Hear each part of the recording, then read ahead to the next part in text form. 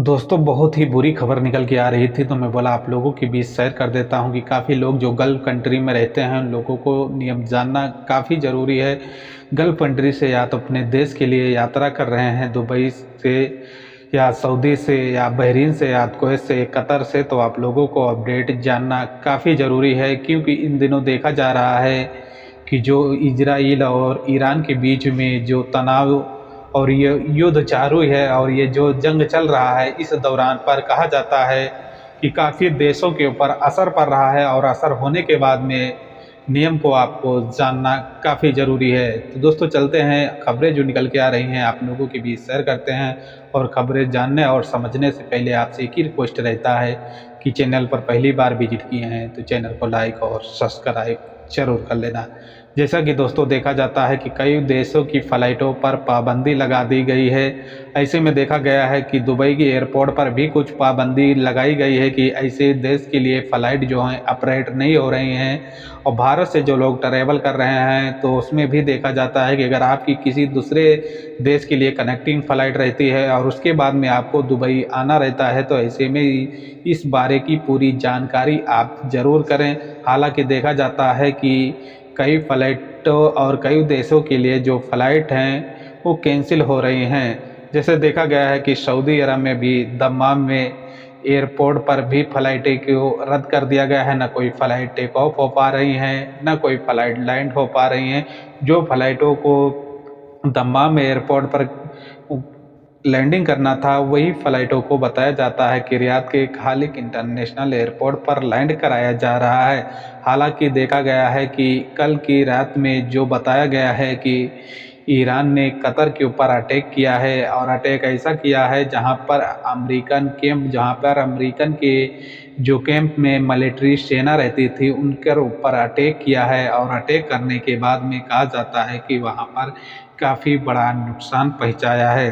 हालांकि अटैक होने के बाद में जो कतर की हालातें रहती हैं वो काफ़ी खौफनाक हो जाती हैं। जो कतर में लोग रहते हैं वो काफ़ी डर जाते हैं और काफ़ी घबरा जाते हैं। लेकिन जानकारी के मुताबिक बताया गया है कि कतर के शहरियों के ऊपर नहीं अटैक किया गया है। हालांकि जो ये कतर में जो इनकी अमेरिकन कैंप थी वहां पर अटैक किया है। हालांकि कहा गया है कि अमेरिका जब ईरान के ऊपर अटैक करता है और बताता है कि हमने ईरान के जो परमाणु ठिकाने थे वहां पर अटैक करके और उन परमाणु ठिकाने को नाबूद किया है, इसके दौरान पर बताया जाता है कि हम ईरान जो पलटवार करता है अमेरिकन कैंप के ऊपर ही पलटवार करता है। हालांकि कुछ जानकारी के मुताबिक कि बताया गया है कि कुछ लोग ने बताया है कि कुवैत में भी ऐसा देखा गया है कि अमेरिकन जो कैंप रहता है वहां पर ईरान अटैक किया है।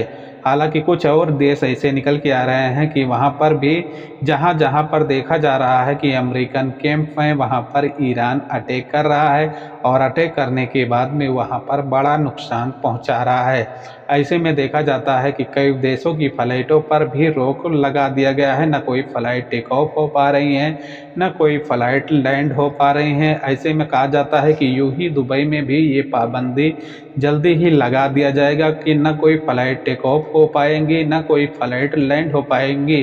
तो अगर आप भी दुबई के लिए ट्रैवल कर रहे हैं या दुबई से भारत के लिए ट्रैवल कर रहे हैं तो आप लोगों को इन बातों को जानना काफ़ी ज़रूरी है। नहीं तो देखा जाता है कि अगर आप ट्रैवल करके किसी कनेक्टिंग फ़्लाइट से लेकर और दुबई आना चाहते हैं, बताया जाता है कि जैसे कि सऊदी अरब के लिए पहले कनेक्टिंग करते हैं उसके बाद में आपका दुबई फ़्लाइट जाती है। तो ऐसे में कहा जाता है कि देखा गया है कि दुबई सऊदी में जो दम्माम एयरपोर्ट है वहाँ पर पूरी तरह से फ़्लाइटों पर पाबंदी लगा दी है। ना कोई तो फ़्लाइट लैंड हो पा रही है, ना कोई फ़्लाइट टेक ऑफ हो पा रहे हैं।